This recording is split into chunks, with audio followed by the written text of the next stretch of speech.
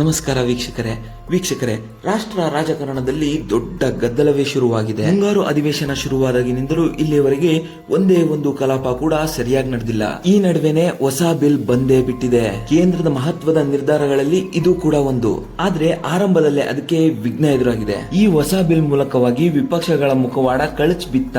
ಯಾಕೆ ಈ ರೀತಿ ಮಾಡ್ತಿದ್ದಾರೆ ಅನ್ನೋ ಅನುಮಾನ ಮೂಡಿದೆ. ಇಷ್ಟು ದಿನ ಕಾಂಗ್ರೆಸ್ ರಾಹುಲ್ ಆದಿಯ ವಿಪಕ್ಷಗಳು ಹೇಳ್ತಾ ಇದ್ದಿದ್ದೆ ಒಂದು, ಈಗ ಸಂಸತ್ತಿನಲ್ಲಿ ಬಿಲ್ ವಿಚಾರವಾಗಿ ನಡ್ಕೊಳ್ತಾ ಇರೋದೇ ಇನ್ನೊಂದು ರೀತಿ. ಕೇಂದ್ರದ ವಿರುದ್ಧ ಯಾವುದೇ ಆಸಕ್ತಿ ಇಲ್ದಲೆ ಕಂಗಾಲಾಗಿ ಹೋಗಿದ್ದಾರೆ ಅಂತ ಕಾಣ್ತಿದೆ. ಧರ್ಮೇಂದ್ರ ಪ್ರಧಾನ್ ಅವರು ರಾಜೀನಾಮೆ ಕೊಟ್ಟಿದ್ದು ವಿಪಕ್ಷಗಳಿಗೆ ಇದ್ದ ಒಂದು ಅಸ್ತ್ರವೂ ಕೂಡ ಕೈ ತಪ್ಪಿ ಹೋದಂಗಿದೆ. ದೇಶದಲ್ಲಿ ನೀಟ್ ಪೇಪರ್ ಲೀಕ್ ಆದ ಪ್ರಕರಣ ಸುತ್ತ ನಡೀತಿರುವ ಬೆಳವಣಿಗೆ ನೋಡಿದ್ರೆ ದಿನದಿಂದ ದಿನಕ್ಕೆ ಹೊಸ ತಿರುವು ಪಡೆದುಕೊಳ್ತಿದೆ. ಒಂದ್ ಕಡೆ ಕೇಂದ್ರದ ಶಿಕ್ಷಣ ಸಚಿವರಾಗಿದ್ದ ಧರ್ಮೇಂದ್ರ ಪ್ರಧಾನ್ ಅವರು ರಾಜೀನಾಮೆ ನೀಡಿದ್ದಾರೆ, ಮತ್ತೊಂದೆಡೆ ಹೊಸ ಶಿಕ್ಷಣ ಸಚಿವರು ನೇಮಕವಾಗಿದ್ದಾರೆ. ನೀಟ್ ಗದ್ದಲ, ಧರ್ಮೇಂದ್ರ ಪ್ರಧಾನ್ ರಾಜೀನಾಮೆ ನಂತರದಲ್ಲಿ ರಾಷ್ಟ್ರ ರಾಜಕಾರಣ ಮುಂದಿನ ಯಾವ ದಿಕ್ಕಿನಲ್ಲಿ ಸಾಗುತ್ತೆ ಅನ್ನೋ ಕುತೂಹಲ ಇತ್ತು. ಅದಕ್ಕೆ ತಕ್ಕಂತೆ ಕೇಂದ್ರ ಈ ಬಾರಿ ತುಂಬಾ ದೊಡ್ಡ ಪ್ಲಾನ್ ಜೊತೆಗೆ ಬಂದಿದೆ. ಮೋದಿ ಅವರ ನೇತೃತ್ವದಲ್ಲಿ ಹೈ ಲೆವೆಲ್ ಟಾಸ್ಕ್ ಫೋರ್ಸ್ ರಚನೆಯಾಗಿದೆ. ಬಹಳ ಖಡಕ್ ಆದ ತಂಡವೇ ರೆಡಿಯಾಗಿದೆ. ಹಾಗಾದ್ರೆ ಏನಿದು ನರೇಂದ್ರ ಮೋದಿ ಅವರ ಹೊಸ ಟಾಸ್ಕ್ ಫೋರ್ಸ್? ಏನಿದು ಹೊಸ ಬಿಲ್? ಲೋಕಸಭೆ ರಾಜ್ಯಸಭೆಯಲ್ಲಿ ಗದ್ದಲ ಸೃಷ್ಟಿಸಿದ್ಯಾಕೆ? ಅಸ್ತ್ರವಿಲ್ಲದೆ ವಿಪಕ್ಷಗಳು ಕಂಗಾಲಾಯ್ತಾ? ರಾಹುಲ್ ಗಾಂಧಿ ಅವರಿಗೂ ದಿಕ್ಕೆ ತೋಚಲಂತಾಯ್ತಾ? ನೀಟ್ ಗದ್ದಲದ ನಂತರ ರಾಷ್ಟ್ರ ರಾಜಕಾರಣದಲ್ಲಿ ಏನಾಗ್ತಾ ಇದೆ, ಆ ಎಲ್ಲದರ ಬಗ್ಗೆ ಸಂಪೂರ್ಣ ವರದಿ ಇಲ್ಲಿದೆ ನೋಡಿ ವೀಕ್ಷಕರೇ. ಸದ್ಯದ ರಾಷ್ಟ್ರ ರಾಜಕಾರಣದ ಪರಿಸ್ಥಿತಿಯನ್ನು ಸಿಂಪಲ್ ಆಗಿ ಹೇಳಬೇಕು ಅಂದ್ರೆ, ಜಿರಳೆಗಳ ಕನಸಿನ ಕೂಸನ್ನ ವಿಪಕ್ಷಗಳು ಕಿತ್ಕೊಳ್ತಾ ಇದೆ. ಕಾಕ್ರೋಚ್ ಜನತಾ ಪಾರ್ಟಿ ಸೃಷ್ಟಿ ಮಾಡಿದ್ದ ಇಡೀ ವಾತಾವರಣವನ್ನ ಕಾಂಗ್ರೆಸ್ ಕಂಪ್ಲೀಟ್ ಆಗಿ ಹೈಜಾಕ್ ಮಾಡಿದೆ. ಇನ್ನೂ ಕೂಡ ಅದನ್ನೇ ಮುಂದುವರಿಸಿಕೊಂಡೇ ಹೋಗ್ತಾ ಇದೆ. ಅಂತಿಮವಾಗಿ ಬೇರೆಲ್ಲ ಘಟನೆಗಳು ನಡೆದ ರೀತಿ ಇಲ್ಲಿ ಕೂಡ ಆಗ್ತಾ ಇದೆ. ಎಲ್ಲವೂ ಅವರವರ ರಾಜಕೀಯ ಬೇಳೆ ಬೇಯಿಸ್ಕೊಳ್ಳೋದಕ್ಕಾಗಿ ಅಷ್ಟೇ. ನೋಡಿ, ನೀಟ್ ವಿಚಾರಕ್ಕೆ ಯಾಕೆ ಮುನ್ನೆಲೆಗೆ ಬಂತು ಅಂದ್ರೆ ಕಾರಣ ವಿದ್ಯಾರ್ಥಿಗಳ ಆತ್ಮಹತ್ಯೆ. 1 ಕೋಟಿ ಪರಿಹಾರ ಕೊಟ್ರೆ, ಧರ್ಮೇಂದ್ರ ಪ್ರಧಾನ್ ಅವರು ರಾಜೀನಾಮೆ ಕೊಟ್ರೆ ಓದಂತ ಜೀವಗಳನ್ನು ವಾಪಸ್ ಬರುತ್ತಾ?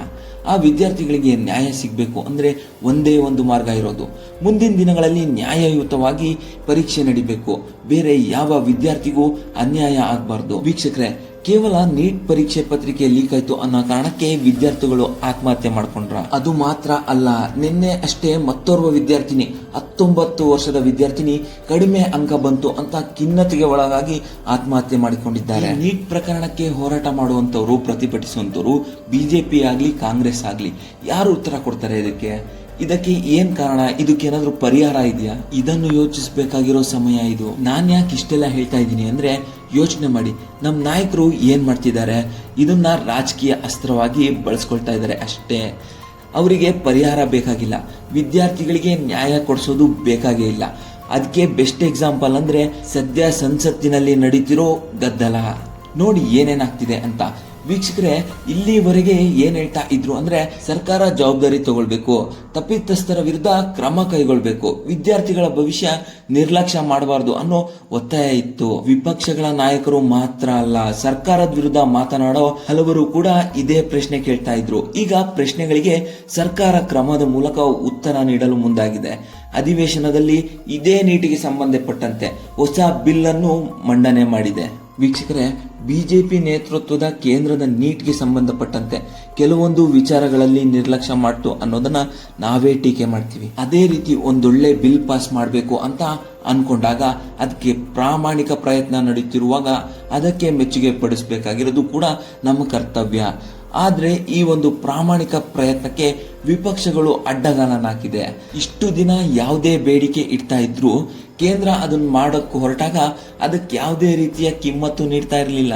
ವಿದ್ಯಾರ್ಥಿಗಳಿಗಾಗಿ ಅಂತಾನೆ ಪ್ರಶ್ನೆ ಪತ್ರಿಕೆ ಸೋರಿಕೆ ಆಗಬಾರ್ದು, ಮತ್ತೆ ಇಂಥ ಪ್ರಕರಣಗಳು ಮರುಕಳಿಸಬಾರ್ದು ಅಂತಾನೆ ಕೆಲವೊಂದಷ್ಟು ಕಠಿಣ ಕ್ರಮಗಳನ್ನು ತೆಗೆದುಕೊಳ್ಳಕ್ಕೆ ಕೇಂದ್ರ ಸರ್ಕಾರ ಮುಂದಾಗಿದೆ. ಆದ್ರೆ ರಾಹುಲ್ ಗಾಂಧಿ ಮತ್ತು ಅವರ ಟೀಮ್ ಏನಿದೆ, ಇದಕ್ಕೆ ಯಾವ ರೀತಿ ಅಡ್ಗಾಲಾಗ್ತಿದ್ದಾರೆ ನೋಡಿ, ಏನೇನ್ ಮಾಡ್ತಿದ್ದಾರೆ ಅಂತ. ವೀಕ್ಷಕರೇ, ವಿದ್ಯಾರ್ಥಿಗಳು ಕಷ್ಟಪಡ್ತಿದ್ದಾರೆ ಅಲ್ವಾ? ಅನ್ಯಾಯ ಆಗಿದ್ದಕ್ಕೆ ಪರಿಹಾರ ಮಾಡಬೇಕು ಅಂದ್ರೆ ಏನ್ ಮಾಡಬಹುದು? ಇನ್ನಷ್ಟು ಕಠಿಣ ಕ್ರಮಗಳನ್ನು ತೆಗೆದುಕೊಳ್ಬಹುದು, ಪರೀಕ್ಷಾ ವ್ಯವಸ್ಥೆ ಇನ್ನೂ ಸುರಕ್ಷಿತವಾಗಿ ಮಾಡಬಹುದು ಅನ್ನೋದಕ್ಕೋಸ್ಕರ ಒಂದು ಬಿಲ್ ಪಾಸ್ ಮಾಡೋದಕ್ಕೆ ಕೇಂದ್ರ ಮುಂದಾಗಿದೆ. ಈ ಬಿಲ್ ಬಗ್ಗೆ ಹೇಳ್ತೀನಿ, ಆಗ ನೀವೇ ಹೇಳ್ತೀರಾ ಇಷ್ಟೊಂದೆಲ್ಲ ಬದಲಾಗೋದ್ರಲ್ಲಿ ಇದೆಯಾ ಅಂತ.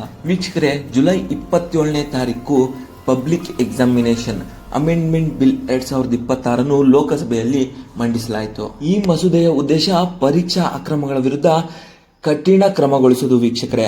ಅದನ್ನ ಏನೇನು ಅನ್ನೋದನ್ನ ಹೇಳ್ತಾ ಹೋಗ್ತೀನಿ ನೋಡಿ. 2024 ಪಬ್ಲಿಕ್ ಎಕ್ಸಾಮಿನೇಷನ್ ಆಕ್ಟ್ ಸಾರ್ವಜನಿಕರ ಪರೀಕ್ಷೆಗಳಲ್ಲಿ ಪೇಪರ್ ಲೀಕ್ ಆಗುವಂಥದ್ದು, ಅಕ್ರಮ ವಿಧಾನಗಳು, ಸಂಚು ಮತ್ತು ಸಂಬಂಧಿತ ತಪ್ಪುಗಳನ್ನು ತಡೆಯೋದಕ್ಕೆ ಕಾನೂನು ಚೌಕಟ್ಟು ಈ ಕ್ರಮಗಳನ್ನು ರೂಪಿಸಿತ್ತು. UPSC ಆಗಿರ್ಬೋದು, SSC ಆಗಿರ್ಬೋದು, ರೈಲ್ವೆ ರಿಕ್ವೈರ್ಮೆಂಟ್ ಬೋರ್ಡ್ ಆಗಿರ್ಬೋದು, NTA ಆಗಿರ್ಬೋದು, IBPS ಮತ್ತು ಕೇಂದ್ರ ಸರ್ಕಾರದ ಕೆಲವು ನೇಮಕಾತಿಗಳ ಪರೀಕ್ಷೆಗಳು ಇದರ ವ್ಯಾಪ್ತಿಗೆ ಬರುತ್ತದೆ ವೀಕ್ಷಕರೇ. ಈಗ 2026 ತಿದ್ದುಪಡಿ ಮಸೂದೆ ಇನ್ನೂ ಕಠಿಣ ಕ್ರಮ ತರಲು ಪ್ರಯತ್ನಿಸ್ತಾ ಇದ್ದಾರೆ. ಈಗಿರುವ 3 ರಿಂದ 5 ವರ್ಷಗಳ ಜೈಲು ಶಿಕ್ಷೆಯನ್ನ 5 ರಿಂದ 10 ವರ್ಷಗಳವರೆಗೆ ಹೆಚ್ಚು ಮಾಡಲೇಬೇಕು ಅನ್ನೋ ಪ್ರಸ್ತಾವನೆ ಇದೆ. ದಂಡದ ವಿಚಾರಕ್ಕೆ ಬರೋದಾದ್ರೆ ದಂಡ ಗರಿಷ್ಠ ಮೊತ್ತ 10 ಲಕ್ಷದಿಂದ 50 ಲಕ್ಷದವರೆಗೆ ಹೆಚ್ಚಿಸಬೇಕು ಅನ್ನೋ ಉದ್ದೇಶ ಇದೆ. ಇದು ಅಷ್ಟೇ ಅಲ್ಲ ವೀಕ್ಷಕರೇ, ಆರ್ಗನೈಸ್ಡ್ ಕ್ರೈಮ್ಗೆ ಸಂಬಂಧಿಸಿದ ಶಿಕ್ಷೆಯನ್ನು ಕಠಿಣಗೊಳಿಸುವ ಪ್ರಸ್ತಾವನೆ ಇದೆ. ಕನಿಷ್ಠ ಜೈಲು ಶಿಕ್ಷೆಯನ್ನು 5 ವರ್ಷದಿಂದ 7 ವರ್ಷದವರೆಗೆ ಮತ್ತು ಕನಿಷ್ಠ ದಂಡವನ್ನು 1 ಕೋಟಿಯಿಂದ 10 ಕೋಟಿಗೆ ಹೆಚ್ಚಿಸುವ ಉದ್ದೇಶ ಇದೆ ವೀಕ್ಷಕರೇ. ಈಗ ಪರೀಕ್ಷೆ ವ್ಯವಸ್ಥೆಯಲ್ಲಿ ಏನ್ ಕೆಲಸ ಮಾಡ್ತಾರಲ್ಲ, ಸೂಪರ್ವೈಸರ್ ಪ್ರೊವೈಡರ್ಗಳ ಮೇಲೆ ಹೊಸ ನಿಯಮ ಬರಲಿದೆ. ಅಕ್ರಮದಲ್ಲಿ ತೊಡಗಿರುವ ಸಂಸ್ಥೆಯನ್ನು 4 ವರ್ಷಗಳ ಕಾಲ ಪರೀಕ್ಷೆ ಜವಾಬ್ದಾರಿಯಿಂದ ದೂರ ಇಡುವ ಪ್ರಸ್ತುತ ನಿಯಮವನ್ನು 8 ವರ್ಷಕ್ಕೆ ಹೆಚ್ಚಿಸಲು ಮಸೂದೆ ಪ್ರಸ್ತಾಪಿಸಿದೆ. ಈ ಶಿಕ್ಷೆ ಪ್ರಮಾಣ ಹೆಚ್ಚಿಗೆ ಮಾಡಿರೋದಕ್ಕಿಂತ ದೊಡ್ಡ ಮಟ್ಟದಲ್ಲಿ ಗಮನ ಸೆಳೆತಿರೋದು ಅಂದ್ರೆ ಆ ಅಕ್ರಮ ಇನ್ವೆಸ್ಟಿಗೇಷನ್ ಮತ್ತು ನ್ಯಾಯಾಂಗ ಪ್ರಕ್ರಿಯೆ ಸಂಬಂಧಪಟ್ಟಂತೆ. ಹಾಗೆ ಕಂಪ್ಯೂಟರ್ ಬೇಸ್ಡ್ ಎಕ್ಸಾಮ್ಸ್ಗಳು, ಸ್ಪರ್ಧಾತ್ಮಕ ಪರೀಕ್ಷೆಗಳನ್ನು ಯಾವ ರೀತಿ ಬೆಟರ್ ಆಗಿ ಕಂಡಕ್ಟ್ ಮಾಡಬಹುದು ಅನ್ನೋದಕ್ಕೆ ಒಂದು ಟಾಸ್ಕ್ ಫೋರ್ಸ್ ಅನ್ನು ಕೂಡ ರಚನೆ ಮಾಡಿದ್ದಾರೆ. ಆ ಮೂಲಕ ಪರೀಕ್ಷಾ ಅಕ್ರಮ ತನಿಖೆಯನ್ನು 2 ತಿಂಗಳೊಳಗೆ ಪೂರ್ಣಗೊಳಿಸುವ ಗಡುವನ್ನು ಕೂಡ ಈ ಬಿಲ್ ನಲ್ಲಿ ಪ್ರಸ್ತಾಪಿಸಲಾಗಿದೆ ವೀಕ್ಷಕರೇ. ಇಷ್ಟು ಮಾತ್ರ ಅಲ್ಲ, ಇನ್ನೂ ಒಂದು ಪ್ರಮುಖ ಅಂಶ ಇದೆ. ಚಾರ್ಜ್ ಶೀಟ್ ಸಲ್ಲಿಸಿದ ನಂತರ ವಿಚಾರಣೆನ ದಿನದಿಂದ ದಿನಕ್ಕೆ ನಡೆಸುವ ಉದ್ದೇಶ ಇದೆ. ಸಾಮಾನ್ಯವಾಗಿ 3 ತಿಂಗಳೊಳಗೆ ವಿಚಾರಣೆ ಪೂರ್ಣಗೊಳ್ಳಬೇಕು ಎಂದು ಮಸೂದೆ ಪ್ರಸ್ತಾಪಿಸಿದೆ. ಹೈಕೋರ್ಟ್ ನಲ್ಲಿ ಮೇಲ್ಮನವಿಗೂ ನಿರ್ದಿಷ್ಟ ಸಮಯದ ಚೌಕಟ್ಟು ನೀಡಿದ್ದಾರೆ. ಅಂದ್ರೆ ಸರ್ಕಾರದ ಪ್ರಯತ್ನ ಕೇವಲ ಪೇಪರ್ ಲೀಕ್ ಮಾಡಿದ್ರೆ ಶಿಕ್ಷೆ ಅನ್ನುವುದು ಮಾತ್ರ ಸೀಮಿತ ಆಗಿಲ್ಲ. ತನಿಖೆಯ ವಿಚಾರಣೆ, ಮೇಲ್ಮನವಿ, ಸಂಪೂರ್ಣ ಪ್ರಕ್ರಿಯೆಯನ್ನು ವೇಗವಾಗಿಗೊಳಿಸಬೇಕು ಅನ್ನೋ ಉದ್ದೇಶದಿಂದ ಈ ಮಸೂದೆ ಮಾಡಿದ್ದಾರೆ. 2026 ನೀಟ್ ಪರೀಕ್ಷೆಯನ್ನೇ ಮೇ ತಿಂಗಳಲ್ಲಿ ರದ್ದು ಮಾಡಿ ನಂತರ ಜೂನ್ ನಲ್ಲಿ ಮರುಪರೀಕ್ಷೆಯನ್ನು ನಡೆಸಬೇಕಾದ ಪರಿಸ್ಥಿತಿ ಬಂದಿದೆ. ಪರೀಕ್ಷೆ ವ್ಯವಸ್ಥೆನ ಹೆಚ್ಚು ಸುರಕ್ಷಿತಗೊಳಿಸುವುದು, ಪೇಪರ್ ಲೀಕ್ ತಡೆಯೋದು, ಇದರಿಂದನೇ ಅಲ್ವಾ ವಿದ್ಯಾರ್ಥಿಗಳು ದುಡುಕಿ ನಿರ್ಧಾರ ತಗೊಂಡ್ರು. ಕಂಪ್ಲೀಟ್ ಅವರಿಗೆ ಪರೀಕ್ಷಾ ವ್ಯವಸ್ಥೆ ಮೇಲೆ ನಂಬಿಕೆ ಇದ್ದಿದ್ರೆ ಬಹುಶಃ ಅವರು ಆತ್ಮಹತ್ಯೆನೆ ಮಾಡ್ಕೊಳ್ತಿರ್ಲಿಲ್ವೇನೋ. ಪರೀಕ್ಷಾ ವ್ಯವಸ್ಥೆಯನ್ನು ಅತಿ ಹೆಚ್ಚು ಸುರಕ್ಷಿತಗೊಳಿಸೋದು, ಪೇಪರ್ ಲೀಕ್ ತಡೆಯೋದು, ತಂತ್ರಜ್ಞಾನ ಪರಿಣಾಮಕಾರಿಯಾಗಿ ಬಳಸೋದು ಅಂತಾನೆ ಮೋದಿ ಈಗ ಒಂದು ಟಾಸ್ಕ್ ಫೋರ್ಸ್ ನ ಜೊತೆಗೆ ಬರ್ತಿದ್ದಾರೆ. ಈ ತಂಡದಲ್ಲಿ ಪ್ರಮುಖವಾಗಿ ಒಬ್ಬ ವ್ಯಕ್ತಿ ಇದ್ದಾರೆ, ಅವರೇ ನಂದನ್ ನೀಲೇಕಣಿ. ತಂತ್ರಜ್ಞಾನ ಕ್ಷೇತ್ರದಲ್ಲಿ ಅನುಭವ ಹೊಂದಿರುವ ವ್ಯಕ್ತಿ.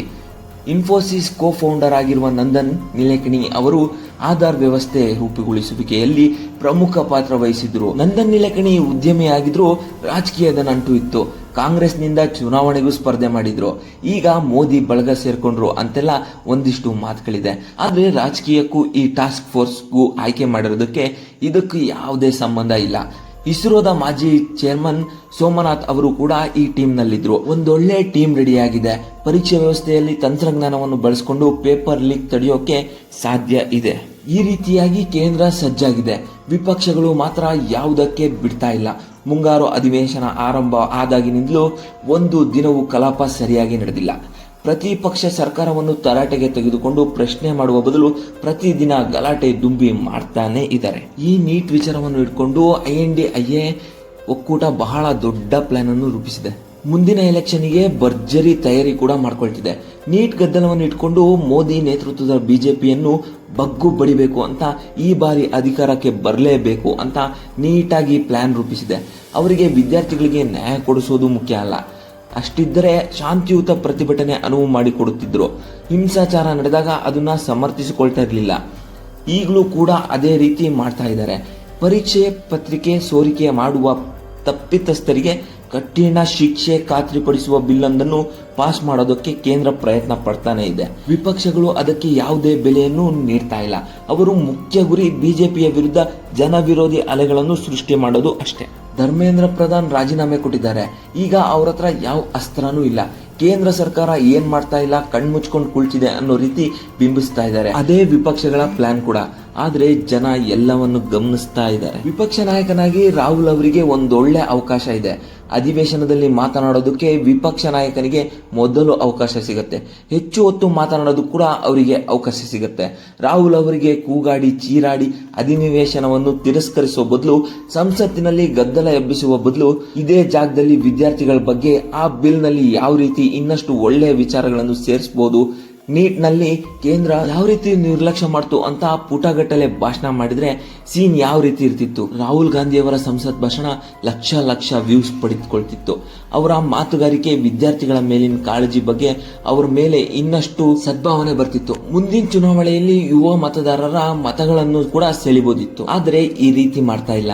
ಇನ್ನು ರಾಜ್ಯಸಭೆ ಕೂಡ ಅದೇ ಪರಿಸ್ಥಿತಿಯಲ್ಲೇ ಇದೆ. ಅಲ್ಲಿಯೂ ಯಾವುದೇ ರೀತಿಯ ಬಿಲ್ ಬಗ್ಗೆ ಚರ್ಚೆ ಆಗ್ತಾ ಇಲ್ಲ. ಕೊನೆಗೆ ಪಕ್ಷ ವಿರೋಧಿಸ್ತೀವಿ ಅಥವಾ ಬೆಂಬಲಿಸ್ತೀವೋ ಅನ್ನೋದನ್ನು ಕೂಡ ವಿಪಕ್ಷಗಳು ಹೇಳ್ತಾ ಇಲ್ಲ.